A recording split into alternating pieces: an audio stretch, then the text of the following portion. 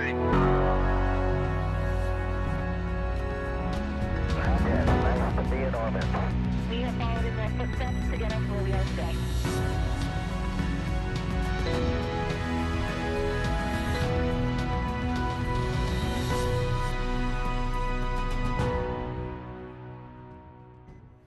You are looking live at Space Launch Complex 40, where a SpaceX Dragon and Falcon 9 rocket are poised to lift Crew-12 on a mission to the International Space Station. NASA astronauts Jessica Meir and Jack Hathaway, European Space Agency astronaut Sophie Adano, and Roscosmos cosmonaut Andrei Fedyaev will venture to the International Space Station for a long-duration mission aboard the orbiting laboratory. Good morning and welcome to NASA's Kennedy Space Center in Florida. I'm Steve Seisloff with NASA Communications, and joining us for this morning's pre-launch news conference are Steve Stitch, Program Manager for NASA's Commercial Crew Program, Dina Cantella, Deputy Manager of NASA's International Space Station Program, Andreas Mogensen, Human Exploration Group Leader for the European Space Agency, and joining us remotely is William Gerstenmaier, Vice President for Build and Flight Reliability with SpaceX. Crew-12 is scheduled to lift off no earlier than February 12th.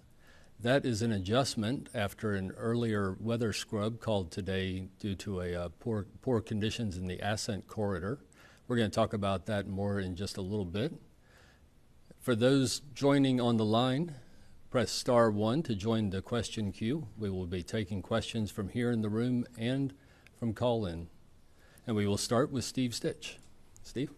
Yeah, thanks, Steve, and thank you for your interest in Commercial Crew and ISS program and human spaceflight. Had the opportunity to be out at the launch countdown clock there at the 39A press site this morning, and it was great to be out there with our team. We always have a little ceremony where we raise the flag for the mission, and I looked over at pad 39B, and it's awesome to see the Artemis vehicle out at the pad, and then you look over at pad 40, and we see Falcon 9 with Dragon for our Crew-12. And so it's really an exciting time to have two different space launch systems set up to launch crews into space. We are really looking forward to Crew-12 when we get the right weather to launch Jessica, Jack, Sophie, and Andre into space. As Steve said, today we adjusted our launch date to no later than February the 12th, 5:30 a.m. Eastern launch time. When we had our weather briefing this morning, we were looking at both the launch site weather, which looks very favorable for the entire week here at the Kennedy Space Center, but we have abort weather up the East Coast where should something happen to the launch vehicle, we can separate Dragon and then land safely. When we did that, we could see high winds along a lot of that track, up to 24 to 28 knots, especially in what we would consider our higher risk areas, the staging area. There's a low pressure system that's kind of moving in and setting over that staging area, and it's driving those winds up, and we can really see the models agreeing over the last 24 hours. So that is the reason why we delayed the launch for one day. We'll have a meeting again tomorrow morning to go look at the weather again. I would say right now, Thursday the 12th doesn't look great as well. That low pressure system will likely be there and dominate our weather, so we'll have our weather briefing in the morning and then make a call as well. The winds there are a little lower, but still quite above our limits. So the good news is we have good opportunities for the remainder of the week, and so we'll go ahead and launch when we're ready, when we have favorable weather. It's been a really busy time here at the Kennedy Space Center as we get ready for flight. We had our agency FRR on Friday. That went well. We talked a number of topics about the Dragon Bay 12 structures upgrade. We talked the Falcon 9 Starlink investigation. Bill will cover that a little bit more. We got through both those topics, and we proceeded into the rest of the operation. Vehicle rolled out and got out to the pad. We had a good static fire completed early Sunday morning, full duration static fire, and the engines look good. We've gone through all of the data. We don't really see anything off nominal. Bill will talk about one check valve on the transfer tube that we replaced, but we adjusted the time of static fire a little bit. We talked a little bit before about how on Crew 9 we had the plume from the static fire come back over and blow onto Dragon and leave some soot deposits. So we separated the static fire and we moved it about 3 hours early to accommodate the winds, and that went really well. We know that Dragon's in good shape. Then early this morning, we got the crew out and into Dragon, did a demonstration. It's an end-to-end walkthrough of getting the crew in the vehicle, getting them strapped in and suited up. I would say that all went well. That operation did. We did have one ground server issue with comm back and forth between the ground team and Dragon, and that was resolved by swapping to a backup server on the ground. We'll go troubleshoot the primary server, but we had a little bit of a comm issue. Otherwise, I would say the vehicles are ready, the crew's ready, the ground systems are ready, and we just have to watch the weather. And it's very humbling to go look at the East Coast weather and see that it's bad, and when, especially here, we just walked in and the weather outside is so beautiful. But we'll take it step by step, walk through the weather each day, and then we'll go launch when we're ready. Again, I want to thank the ISS program, all of our teams across SpaceX and NASA for all their hard work in getting us to this point. I want to thank the FAA, the United States Space Force, the Detachment 3 and the Coast Guard as well, and all the agencies that support us. It's a huge team. And we have shown lots of agility, and we'll just take it step by step, and we'll launch when we're ready. And I'll turn it over to Dina. All right. Well, thank you, Steve. On Friday he mentioned that we had a flight readiness review, and from an ISS standpoint, it was very clean. We're not tracking any major issues, and we've closed out all of our open work, and we're ready for Crew-12 to come greet us on board. The crew's here already in Florida, and we're looking forward to seeing them. The next time, a lot of folks will see them. There'll be a video from ISS, and we can't wait to get them on board. If you remember, we've got Jessica Mir and Andrei Fadayev have both flown to ISS before, so they're returning residents. And then we have two new flyers. We've got Jack Hathaway and Sophie Adeno. We're looking forward to having them on board as well. So, on ISS, we're not working any major problems, as I mentioned, and so there's really not an urgent need to get Crew-12 up there. We're looking forward to some extra helping hands, but we'll launch when we're ready. Nothing urgent that's pressing on us right now. Chris, Sergey on board ISS, they're doing great. They're in great spirits. And Chris on the U.S. Operating segment has been focused a lot on research and packing. We're trying to close out the SpaceX 33 cargo vehicle sometime in the end of February after the Crew-12 guys get there. And, the Crew-12 guys, when they get up there, they've got some great experiments. I thought I'd highlight a couple of them. One of the experiments they'll be working on has to do with plant micronutrients. And you can imagine you'd want to recycle the inedible parts of different plants and use those nutrients in the place of fertilizer, for example, to reduce your amount of fertilizer. And so we're looking at those types of nutrients for enhancing and evolving food production for eventual exploration missions. We are also working with a major pharmaceutical company on a protein crystal growth experiment for drug treatments. And we're looking at the bacteria that causes pneumonia and how that can affect heart tissue. And this is important because some patients in hospitals with pneumonia eventually develop heart disease. And so we'd like to, if we can, benefit life on Earth by trying to study that. It's a different mechanism or a different behavior, I'd say, for those bacteria in microgravity. So maybe this will teach us some things that will help life on Earth. So those are a few of the experiments while they're up there. Also, they're going to see a lot of dynamic events to go through some. I mentioned SpaceX 33 undock at the end of February. We're looking at early March for HTV X1 robotic release. So we unberth it. We'll present it to a port for a docking demonstration. It's not actually docking, but just a sensor demonstration. And then we'll release it. Again, all that's in early March. Sometime in mid-March, we are planning to release also robotically the Northrop Grumman 23 Cygnus vehicle. And the Russians are still continuing to target the mid to late March timeframe for their launch of their Progress, and no changes to that schedule from my last briefing. And the list goes on, but Northrop Grumman 24 comes up in early April. So I had mentioned a couple of spacewalks, and those had moved from the January timeframe because of the early Crew-11 return. We're looking at a good time frame for those. Maybe we have an opportunity in mid-March and early April for those, but we're continuing to refine that assessment. And then the launch and dock of this crew and that timing will help us understand how much crew time we have to prepare for those and if that timing works. So, really wanted to thank the whole team for the early Crew-11 return and then acceleration of this particular launch. Everybody's done a great job. As Steve has mentioned everyone, but I would like to thank the Commercial Crew Program, our international partnership, the SpaceX team, the other government agencies, our engineering and operations teams. A fantastic job all around. As I said, we are ready to go and ready to welcome Crew-12 on board, and looking forward to a great mission. So with that, I'm going to hand it over to Andy. Well, thank you, and good morning. We at the European Space Agency are excited to be part of Crew-12. On a personal note, I'm excited, but also a little bit jealous of Andrei Fadayev. I met him on the ISS as we handed over from Crew-6 to Crew-7. And I'd love to be in his seat, of course, but the next best thing is being here today, supporting my ESA colleague, Sophie Adenauer, on her first mission to the ISS.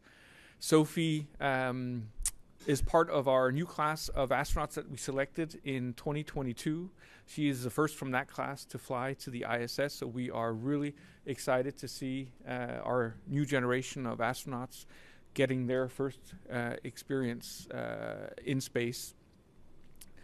In 2022, when Sophie was selected, we had more than 22,500 applicants from all over Europe, so it really shows the level of interest and fascination among young Europeans as well for what we do in space. And as I think has already been alluded to this morning, this is really an exciting time. We have Artemis 2 out on the pad as well. And I think if I'm going to highlight a couple things that Sophie will be working on during her mission, the ISS is really an incredible test bed for preparing for the future. And some of the things that she will be working on will be helping us prepare for future flights. Just to name a couple things, the European Enhanced Exploration Device is a new exercise device that Sophie will be among the first to use on the ISS. The ISS affords us an incredible amount of space for exercise. We have 3 different devices, but in the future we will likely be much more limited in size. And so this new E4D device is a combination of a rowing machine, bicycle machine, and a strength exercising device. And hopefully it'll give us new information about how to do countermeasures in space using new types of devices that are much more compact and smaller in size. Sophie will also continue the use of the European Everywhere application, which is a health monitoring tool, among other things, first flown by Thomas Pesquet. The Artemis 2 crew will also actually be using the European Everywhere app, so we're excited again to make that link between ISS and Artemis. Another interesting topic or experiment that Sophie will be working on is a new ultrasonic device that allows astronauts to do ultrasounds without support from ground. So this new system uses augmented reality and artificial intelligence to allow astronauts to do ultrasounds without remote guidance. Today on the ISS, whenever we do ultrasounds, we have remote guiders helping us. That's going to be much more difficult as we travel further into space. So again, a fantastic opportunity to use the ISS for development of future technologies. So we're really looking forward to Crew-12 and Sophie's mission on the International Space Station. This is, as always, a huge effort from everyone at the European Space Agency, and we're very proud to be part of Crew-12 and to work with NASA again. So thank you, and with those words, I'll hand over to William Gerstenmaier in Hawthorne. Thanks, Andreas. It's my pleasure to be with you here today and get a chance to talk about Crew-12. Human spaceflight is really special for us here at SpaceX. We go above and beyond to make sure everything is ready. We're ready to support the crews. It's really a different flight for us, and we spend an extra time making sure things are really ready to go, and we're really ready to go do the mission. As Steve talked about, we completed a static fire. The rocket is ready to go, is ready to fly. We found one check valve that was a little sluggish and held back a little bit of pressure. It's on a transfer tube seal. We typically see that with static fires. We haven't done many static fires lately, but in this case, we saw that. We removed the check valve, put a new one in. We also borescoped the line.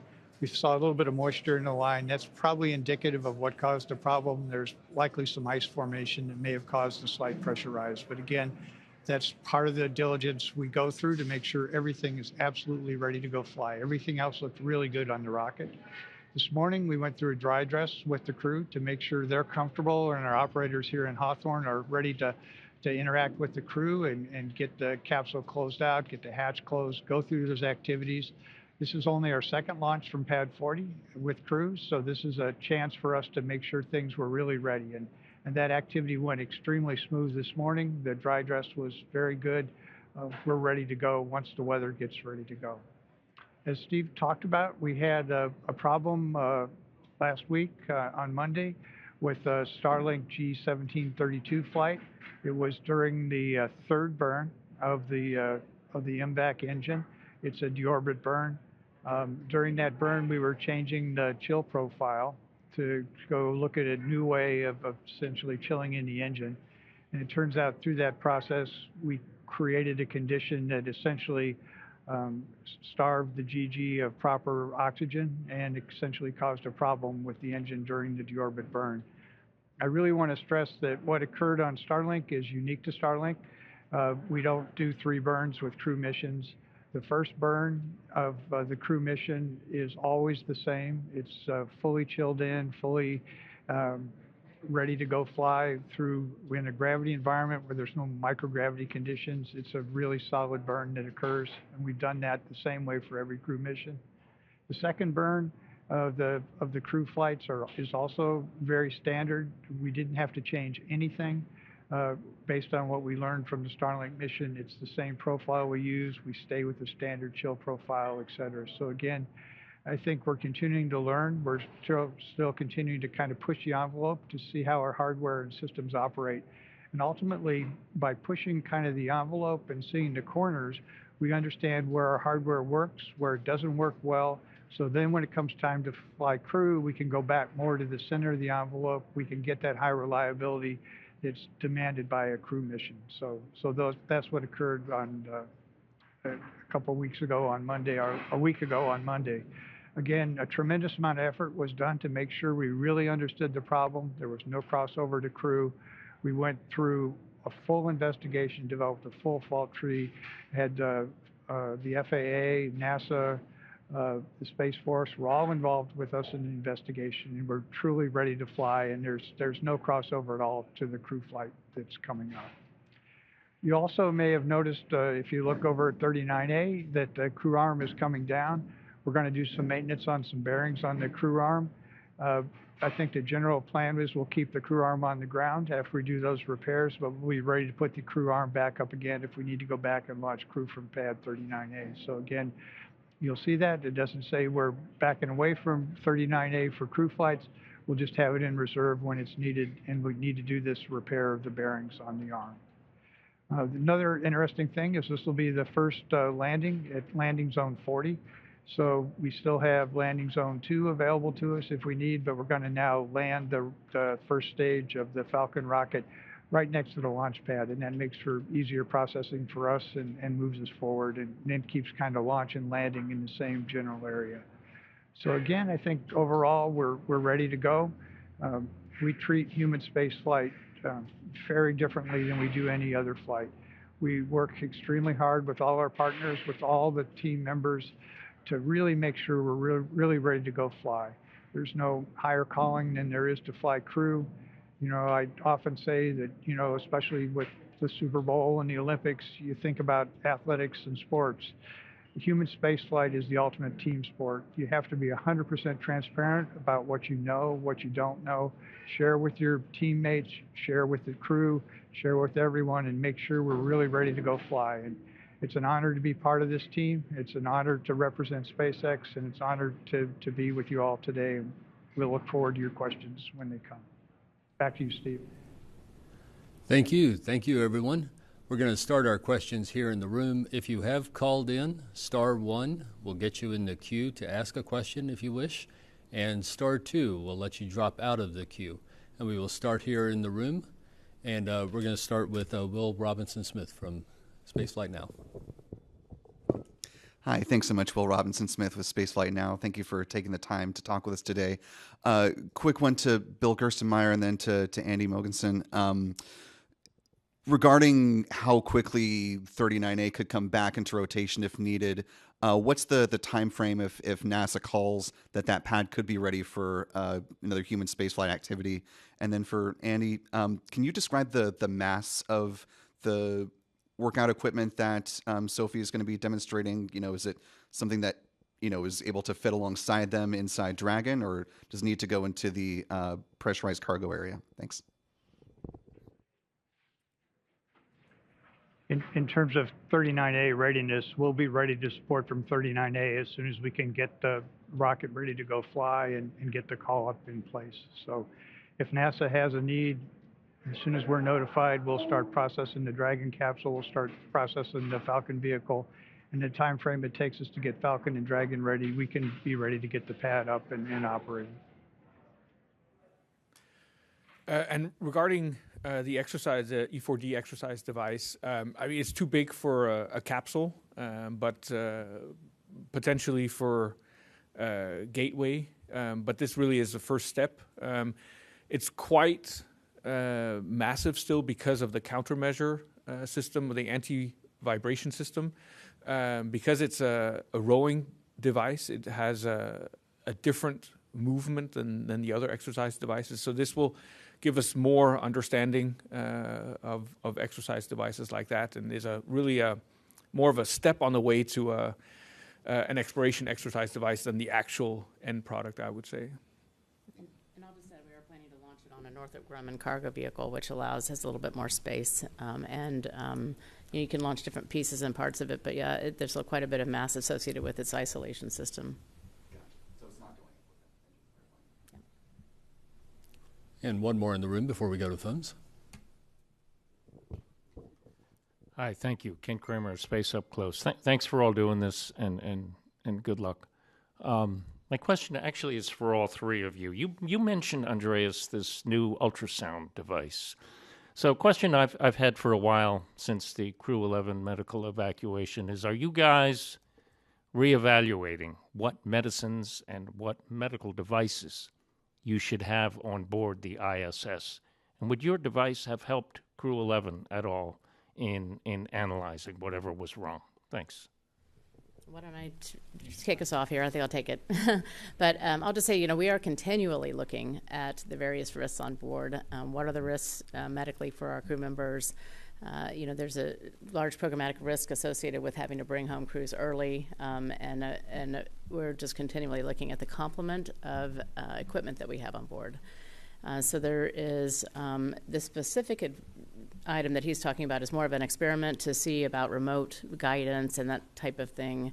It's not specifically something that we are manifesting on board for any particular risk. It's more just overall risk, I'd say, reduction for multiple things. Understanding blood flow in space is critical because it doesn't operate quite exactly the same. We're just continually looking at all the various risks, and so his remote guidance types of techniques are important for exploration. Really, there's not been a very specific targeted something associated with his device that is going to be used associated with that return. And I would just say I watch the ISS program operate all the time, and they're trying to all the time look at the risk of the human body in space. If you just think about the population on Earth, everybody in this room has a little different blood physiology. Everybody has a little bit different metabolism. Everybody's different, and drugs work differently on all of us here. And so if you think about what we're doing right now in ISS, flying more and more people, you get a wider population of how people behave in microgravity for these long-duration flights. We tend to try to fly more and more diagnostic capability to augment what we have here on the ground. Here we have wonderful medical capability, but again, for Mars someday, we're going to need these long-duration flights where people are in microgravity for over a year. And so ISS is really a pathfinder for that. Is there any specific medication or device you can point to that you would like to have up there? Well, there's an entire hospital's worth of equipment. Frankly, really, there is. But practically speaking, like I said, we are looking at all kinds of things to upgrade our medical complement, but there's a lot of things that are just not practical. And so that's when you need to bring astronauts home from space. If you think you need something that you can imagine, there's a lot of devices in a hospital setting that are available that are just not practical to send up on board ISS. So there's not really one specific thing I'd say that I'd like to claim here, but we're continually trying to see what we can do to downscale equipment and manifest it on board just for risk mitigation purposes. Thank you. We're going to go to the phones. Irene Klotz from Aviation Week. Good morning. Do you hear me all right? We have you. Thank you. I have two questions. First, for Dina, do you have an update on the status of the repairs to the launch pad at Baikonur following the damage from after the MS-28 launch? And probably for Steve, are there any schedule issues that might need to be deconflicted with Crew-12 launch and ongoing work on Artemis for the wet dress? Thanks. All right. So relative to the Baikonur Cosmodrome launch pad for Progress and Soyuz, of course that repairs under the guidance of Roscosmos, and so I don't have any more details to share. I'll say that they are still targeting March 22nd. We've not heard of any schedule changes associated with that. So, Roscosmos will have more detail on how they're progressing with that, but I'll just give you from a schedule standpoint, nothing has changed. So. Yeah, on the busy activities here at the range, we've got a couple things we're watching. One, United Launch Alliance has a Vulcan launch for Space Force. Also on Thursday, so we'll work with them. If the weather doesn't look good for us, we'll give them an opportunity to go fly their mission and accomplish their mission as well. And then we're watching and talking to Artemis every single day. We did that, as you heard, prior to their wet dress rehearsal. We'll watch what they're doing. Right now, we don't see conflicts this week, but we continue to talk to them all the time. They've made progress at changing out a few seals, and they're doing some testing on those seals, and we'll make sure that we have an integrated operation where we can go fly. And Crew-12, since we have a vehicle at the pad that's ready to go, and Dragon field with hypergulls, and then we'll work them in as well when they're ready to go do their wet dress. Thank you. And our next question comes from Stephen Clark at Ars Technica. Go ahead, Stephen. Hi, Stephen Clark from Ars Technica. Thanks for taking my question. I think my question is probably for Steve or Dina about the upcoming Starliner cargo mission. Is that still expected to launch, I think, in the April timeframe? At one point it was expected to fly in that timeframe. Is it still expected in that timeframe? And also, where things stand right now in the investigation of what happened on the crew test flight, and what kind of information or data do you hope to learn from this upcoming flight to be able to certify? Thanks. I'll start and see if Dina has anything to add. So right now we're continuing to have a no earlier than April launch date, but we're really driven by closing out all the technical work we need to do ahead of that flight. We've made great progress on, in potential, the helium system. Remember we had in the service module, we had helium leaks on that flight. We've changed out the seals with a seal that's resistant to nitrogen tetroxide vapor. And so that's been through our board, and the IFA has been closed out. We did hot fire the crew module thrusters on the vehicle we plan to fly for Starliner 1. All 12 of those thrusters were hot fired in the crew and cargo processing facility for Boeing. Those are all worked good. And then we're continuing to finish, as we talked about last fall, we did an immense amount of testing at the White Sands test facility with an integrated doghouse and 2 thrusters, what we called single engine Delta Qual 1 and 2. We're taking all that data right now in the process of building a model to try to predict thruster behavior. That model has been shared with NASA. We're going through all that modeling right now.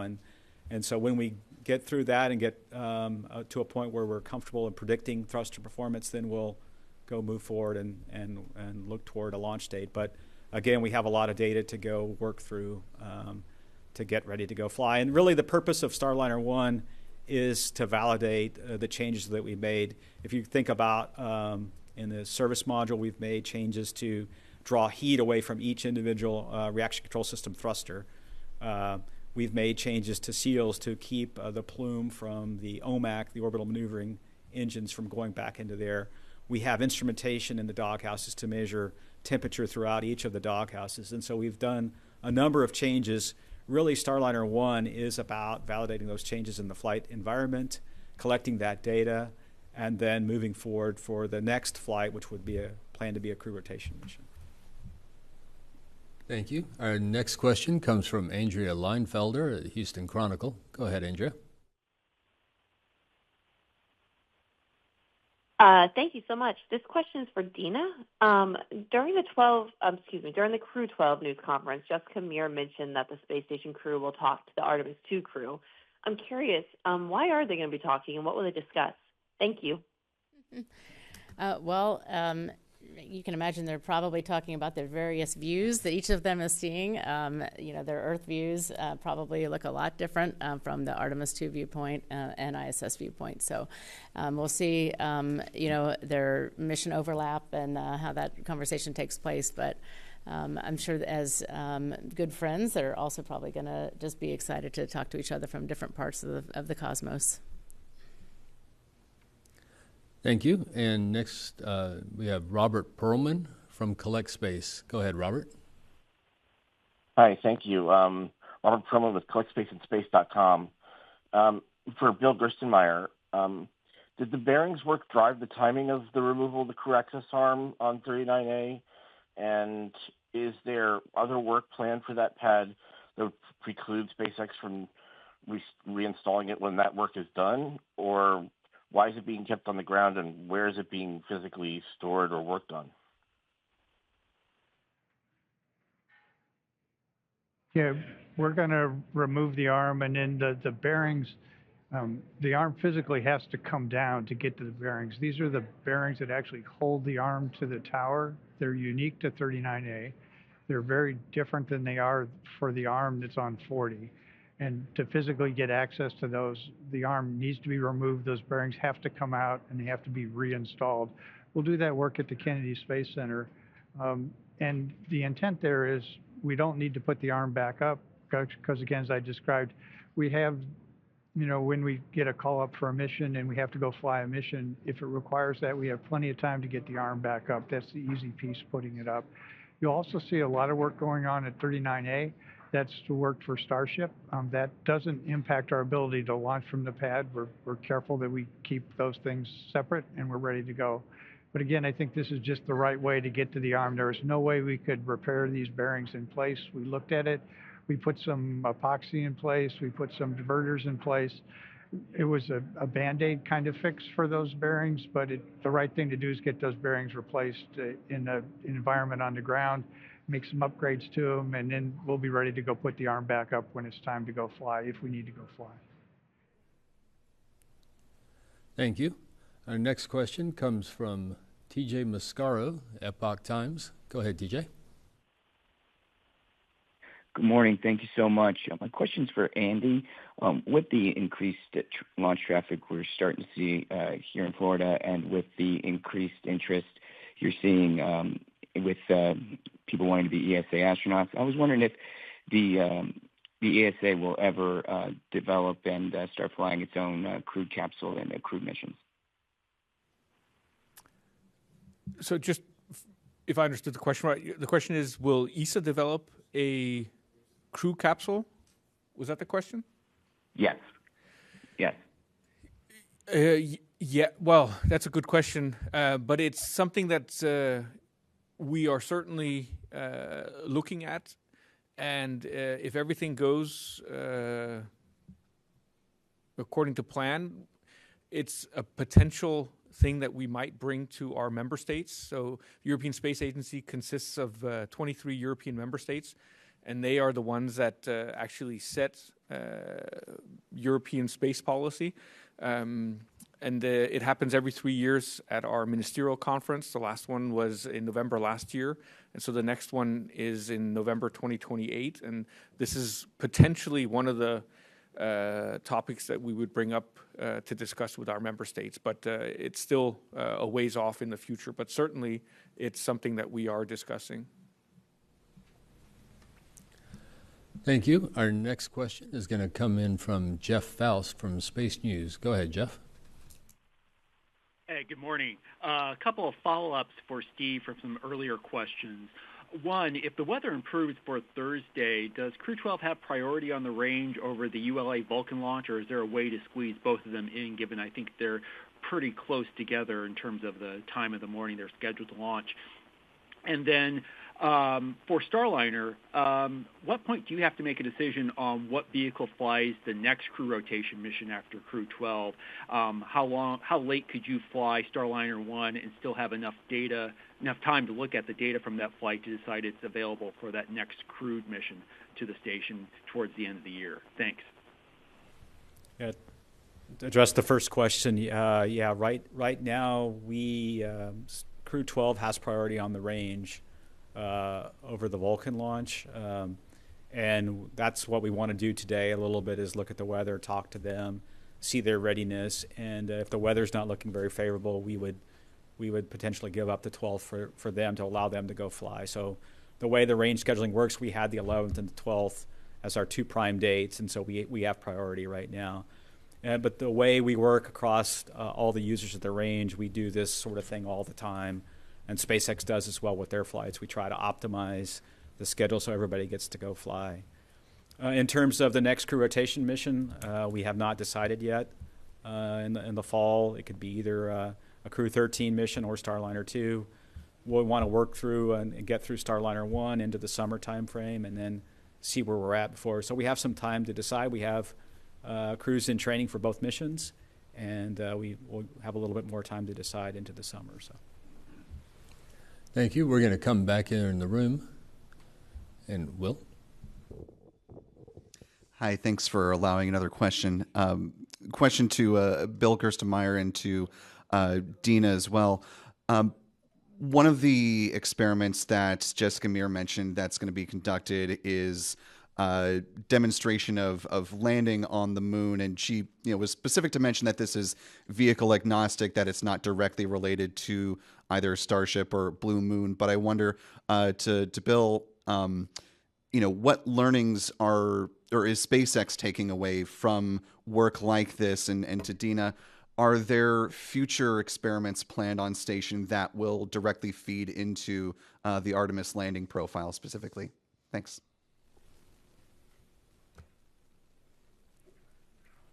Yeah, again, I think we recognize the microgravity environment is very different than a 1G environment here on the Earth. So if we can use the crews to demonstrate some things, see how operations go in space, we can start applying those to various other regimes to look at control authority, layout of other things.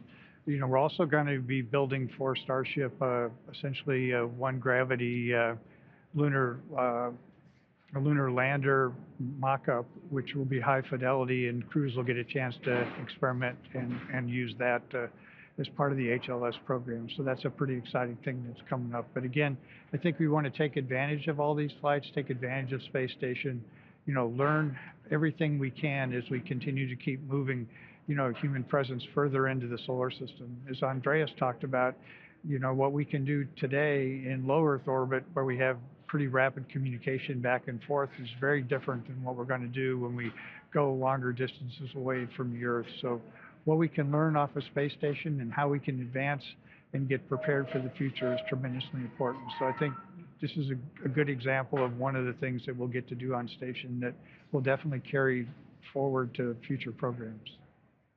And I'll just pile it on that we absolutely are excited about this experiment. And, we have over the years done experiments like this to test out in microgravity.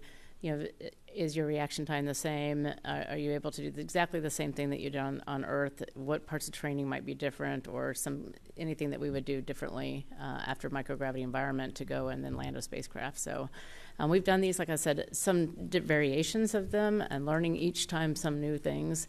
And so I can envision as we ramp up to landing on the moon that there will be additional experiments. And that's one of the reasons we fly ISS, is to try to use it as a springboard for exploration and doing as much testing as we can on board ISS to ensure that we have the best operational plan we can for any spacecraft that will land on the moon or go to Mars. So. Thank you. We're going to go to the phones for the next question. Jonathan Seary from Fox News. Thanks so much for doing this. This question's for whoever wants to talk about backup opportunities. I believe the one on Friday is 5:15. What opportunities do you have going into the weekend and perhaps early next week? Yeah, I'll talk about the opportunities. Let's see. So we do have a Friday, February 13th, 5:15 a.m. Eastern. We would dock at about 3:15 on Saturday. The Saturday launch opportunity is what we call a long phasing. So it takes quite a number of hours to get to ISS. It's around 42 to 44 hours. We would look at that one very carefully because the Dragon is a great spacecraft. It has a limited finite ability to be in space, and so we want to make sure we optimize the amount of time we spend on the front versus the time we could spend on the back end. And then we have opportunities Sunday, the 15th, 16th, and 17th as well if needed. So we have a good string of opportunities. Every fourth day or so is the long phase, and so we just got to look at that one carefully. Hopefully the weather cooperates and we can get off this week. We'll just take it one step at a time. I think we've been here before, watching the weather up the East Coast in the winter when cold fronts and low pressure systems move through and cause the wind and waves to increase. So, thank you. Let's come into the room. Hi, Ken Kramer, Space Up Close. Thanks again. For Dina and Andreas. Andreas, tell us about the future of European astronauts going to the ISS. A couple of years ago, you had 3 in a row. I'm wondering what's the future for that, as well as when you might expect an Artemis launch. And for Dina, I think last week you mentioned a really interesting science experiment to me about these IV bags that you're gonna make, try and make. Can you talk a little bit more about that? And what is the source of the water? Is it from the UPA, I guess? And what kind of ground testing you've done to give you confidence that this is going to work? This is really interesting. Thank you. Well, after Sophie, we have Rafael up next. His exact mission still is a little bit up in the air, I think, but I think in 2027, 2028, he will be the next ESA astronaut to fly on a long-duration mission. And then, we're hoping for potentially a third long-duration mission prior to the end of ISS, so potentially in 2029. And of course, I mentioned a little bit our 2022 class of ESA astronauts. What was also unique about that selection is that we selected a group of what we call reserve astronauts. We've already seen 2 of the reserve astronauts fly as what we call project astronauts. That was Marcus Wandt from Sweden on Axiom 3 and Sławomir Uznanski from Poland on Axiom 4. And I think we can probably also expect to see some more ESA project astronauts fly on future private astronaut missions. So there are many new flight opportunities in this commercial world. And of course, we're also extremely excited to work as a partner with NASA on Artemis. And, first step is Artemis 2. We'll see how Artemis 2 goes, and then when Artemis 3, 4, and 5 come along. But that's certainly also on the horizon, and we're, of course, very excited to one day see a European astronaut on an Artemis mission as well. Okay, and then relative to the IV fluid bag experiment, if you didn't hear the previous discussion, I had mentioned that what we're trying to do is to create IV medical fluid bags for potential use in space. On a Mars trip, for example, it's so long that your IV fluid will expire before the end of the trip. And you, without knowing what type of medical events you might have to launch a number of them, and so you have a lot of mass and volume to take up. So it would be better if we would just be able to plug just an empty bag into our potable water system and then fill it and filter it appropriately so that it would have all of the I'd say microbes filtered out, anything that you wouldn't want to insert into your medical fluid bag. So in order to do that, we're taking it out of the potable water system. So this would be the type of water that has potentially been processed through the urine processor and then through a series of other processors. But this particular experiment is trying to look at this filtration that takes it to an even finer level so that it even filters out all the bacteria and everything else that would be untenable for medical IV purposes. So we've done a version of this in the past, and this is a little bit of a different type of filtration system. We're trying to refine it even more, and I believe it might be smaller as well. And so just trying to get our processes down. And then at the end, we'll bring a medical bag home, and we'll test it, and we'll say, is it medical grade or not, and or are there any upgrades that we'd like to do in the future so that we have this capability. How long does it take to do How long does it take to do this experiment, to collect the water in this bag? I don't know for sure, but I would guess it'd be very quick. It's a filtration device. It's not something like a large machine that it has to go through. It's more like a simple filtration device. So I would guess, a matter of minutes, a couple of hours to set it up. I don't know. We can find that out for you. Next, let's go to the phones. David Denault from About Space Today News. Go ahead, David. My question is for Andreas. Yesterday, Sophie was really excited, and she said, well, with this device, she had a rope to pull down. You said it's like a bicycle. It's like a rowing machine. How big is this and the applications for long-duration missions? How long is it? How does it work? But specifically, step by step, what are the elements that the astronauts will use?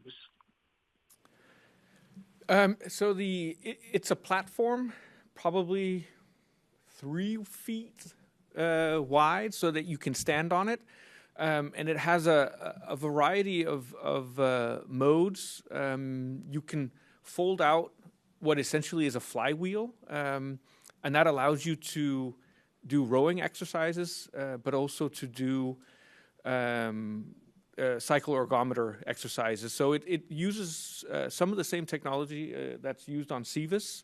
And then what's ingenious is that on the platform itself are various places where you can hook in bars, ropes, other things so that you can do squats, you can do bench press, overhead press, curls,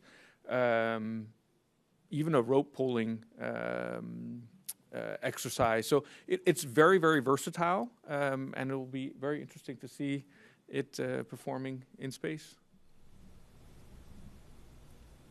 Thank you. And we're going to go to Adrian Leinfelder from the Houston Chronicle. Go ahead, Andrea. Thanks for the follow-up question. Dina, I just wanted to ask this again.